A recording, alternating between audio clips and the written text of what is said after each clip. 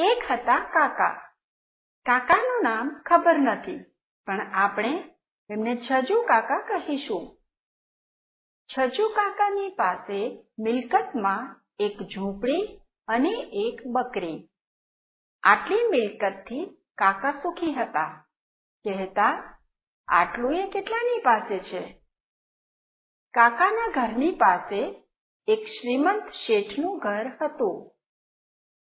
ઘર મોટું ને ચારે બાજુ બગીચો હતો. બગીચામાં સુંદર લીલોતરી હતી. છજુ કાકાની બકરી ઘણીવાર એ લીલા પોણા ઘાસ તરફ લાલચુ આંખે જોઈ રહેતી, પણ છજુ કાકા બકરીને બરાબર અંકુશમાં રાખતા. એને ક્યારેય આગે પાછી થવા દેતા નહીં. કેટલીય વાર એ ભૂખી રહેતી. હવે એ દૂધ પણ ખૂબ ઓછું દેતી હતી. બકરી, તું દૂધ દે. કાકી, તું લીલુંછમ ખાવાનું દે. લીલુંછમ ખાવાનું તો નથી, તો દૂધ પણ નથી. એક દિવસ કાકા બકરીને લઈને ઘરમાંથી નીકળ્યા. કાકાના હાથમાંથી દોરડું છોડાવી એ નાઠી. પાસે જ શેઠના બગીચાની કાંટાળી વાડના છીંડામાં થઈને બકરી જઈ શકી, પણ કાકાથી જઈ શકાયું નહીં. એટલે કાકા બગીચાના મોટા દરવાજા ભણી ગયા. તેમણે માળીને કહ્યું, મારી બકરી અંદર ઘૂસી ગઈ છે, એને બહાર કાઢો. માળી બોલ્યો, ઘૂસી ગઈ છે કે ઘુસાડી છે? બદમાશી કરીને પાછો સફાઈ કરવા આવ્યો છે, કેમ? એણે કાકાને અંદર ઘૂસવા દીધા નહીં અને ડાંગ લઈ બકરીની પાછળ પડ્યો. જોયું તો બકરી લહેરથી નાના નાના છોડની કૂણી કૂણી પત્તીઓ ખાતી હતી. એ જોઈ માળીને ગુસ્સો ચડ્યો. તેણે બકરીના માથામાં જોરથી ડાંગ ફટકારી. બે બે કરીને ચીસ પાડી બકરી ત્યાં જ લાંબી લસ થઈ ગઈ. માળીએ છજુ કાકાને કહ્યું, લઈ જા તારી બકરી. બકરીને મરેલી જોઈ છજુ કાકાની આંખમાં આંસુ આવી ગયા. મરેલી બકરીને ખભા પર નાખી એ ઘરે લઈ ગયા. કાકી પણ ખૂબ રોઈ. રોતા રોતા એમણે કહ્યું, જાઓ, માળીની સામે શેઠને ફરિયાદ કરો. મૂંગું પ્રાણી ભૂખ્યું હોય ને વાડીમાં પેસી જાય એટલે એ કંઈ એને મારી નખાતું હશે? કાકા બગીચાવાળા શેઠની પાસે ગયા. કાકાએ કહ્યું, પણ બકરી કંઈ સમજે છે? એ મૂંગું પ્રાણી. શેઠે ગુસ્સો કરીને કહ્યું, એ મૂંગું પ્રાણી, પણ તું તો મૂંગું પ્રાણી નથી ને? તે મારા બગીચામાં બકરીને ઘુસાડી જ કેમ?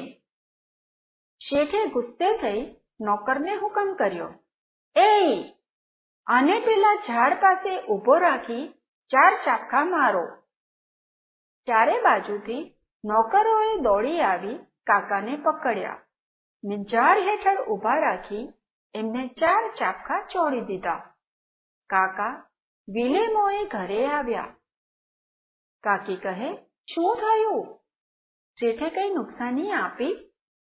કાકાએ કહ્યું, નુકસાનીમાં મને 4 ચાપખા ફટકાર્યા. જો આ.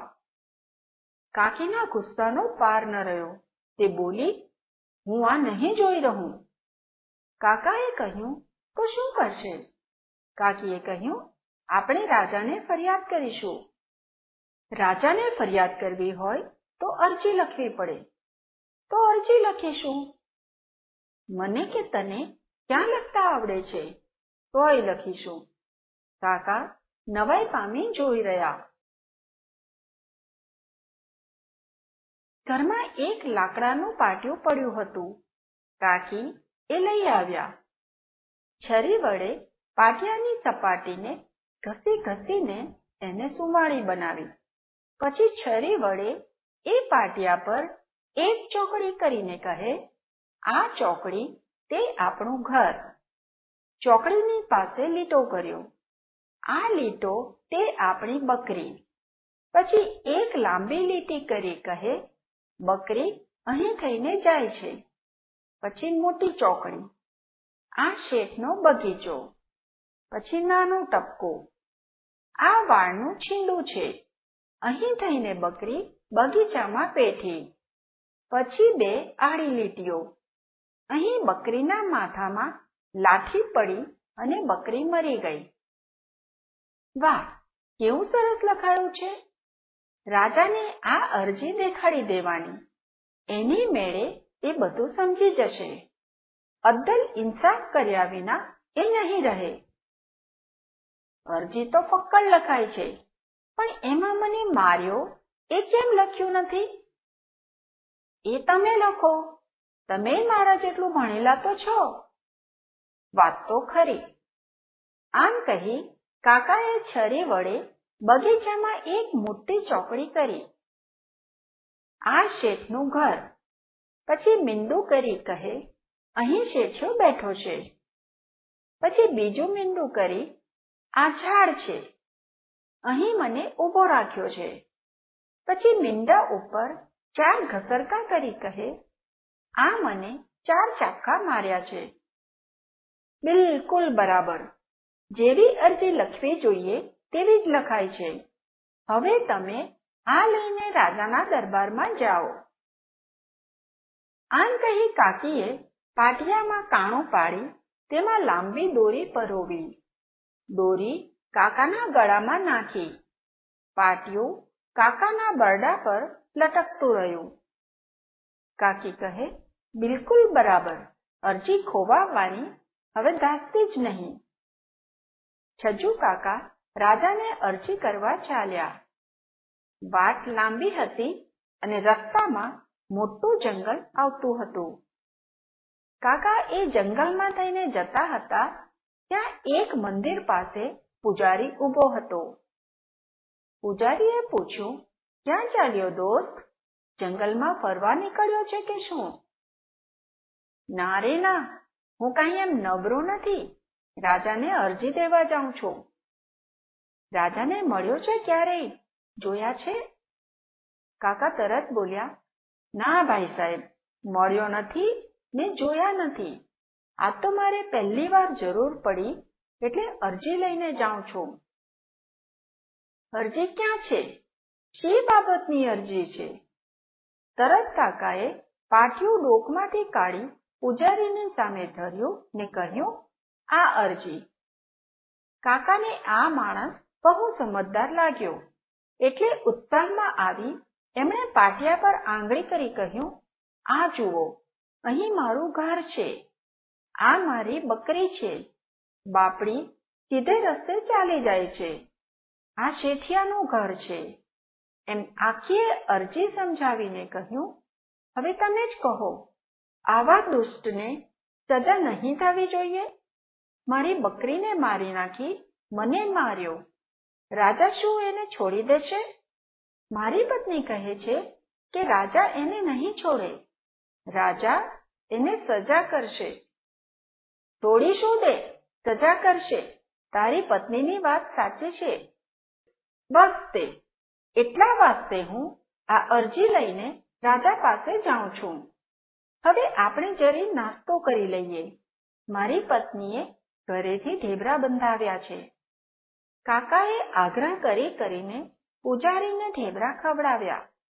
પૂજારી ઢેબરા ખાતો જાય અને ઢેબરા ઘડનારીના વખાણ કરતો જાય. તારી પત્ની ઢેબરા બહુ સ્વાદિષ્ટ બનાવે છે હો. પછી બંને છૂટા પડ્યા. કાકીની મદદથી લખાયેલી અરજી લઈને કાકા રાજા પાસે જવા નીકળ્યા. રસ્તામાં એક પૂજારી સાથે વાતચીત કરી. બંનેએ ઢેબરા ખાધા. પૂજારીએ કાકીએ બનાવેલા ઢેબરા વખાણ્યા અને કહ્યું, રાજા ચોક્કસ તમારી વાત સાંભળીને ન્યાય કરશે. હવે જોઈએ રાજાના દરબારમાં શું થાય છે.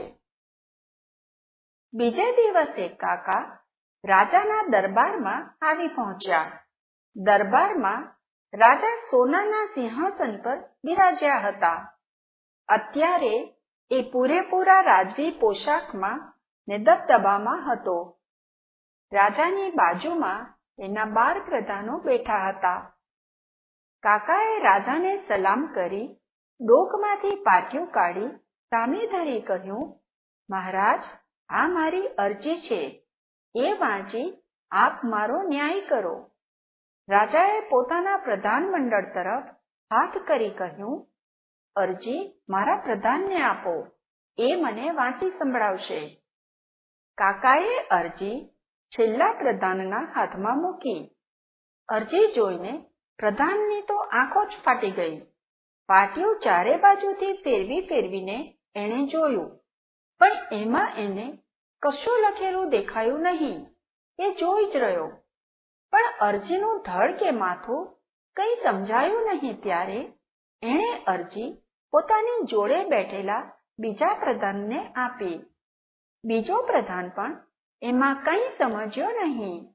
એણે એ ત્રીજા પ્રધાનને આપી. ત્રીજાની પણ એ જ દશા.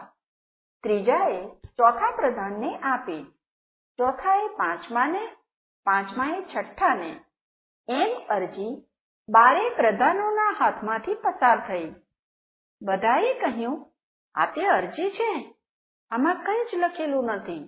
આવા બેવકૂફને દરબારમાં કોણે આવવા દીધો? કાકાનું મોં લેવાઈ ગયું.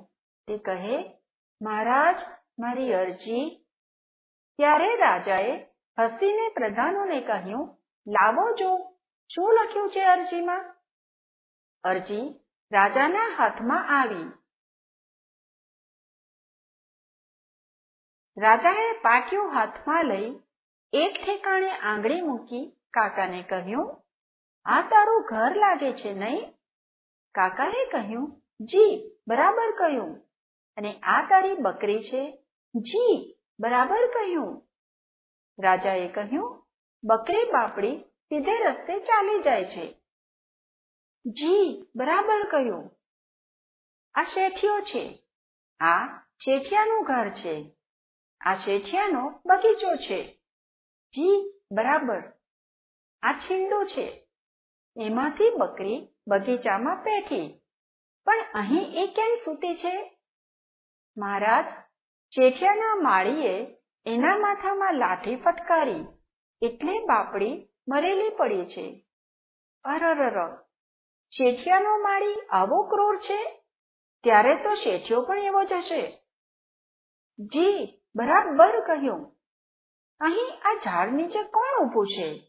કાકા, તમે તો નથી ને? હું જ છું, મહારાજ. તમે બકરીની દાદ માંગવા ગયા એટલે આ દુષ્ટે તમને ચાબખા મરાવ્યા. 1, 2, 3, 4. 4 ચાબખા ચોખ્ખા ગણી શકાય છે. જી, બરાબર કહ્યું. તમારી ફરિયાદ બિલકુલ સાચી છે.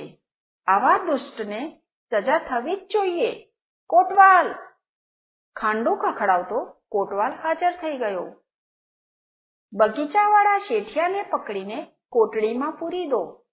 એની મિલકતમાંથી 25 બકરીઓ અને 500 રૂપિયા છજુ કાકાને અપાવો. પૈસાના જોરે આવી રીતે કોઈ બીજાને હેરાન કરે એ નહીં ચલાવી લેવાય. છજુ કાકા ખુશ થઈ ગયા. હરખના આવેશમાં પ્રધાનોની સામે જોઈ એમનાથી બોલાઈ ગયું, આ 12 જણા છે દાઢીવાળા, પણ એમાં દિમાગવાળો એકેય નથી. આખા દરબારમાં દિમાગવાળો માત્ર એક જ માણસ છે, રાજા. રાજાને આ સાંભળી ખૂબ હસવું આવ્યું.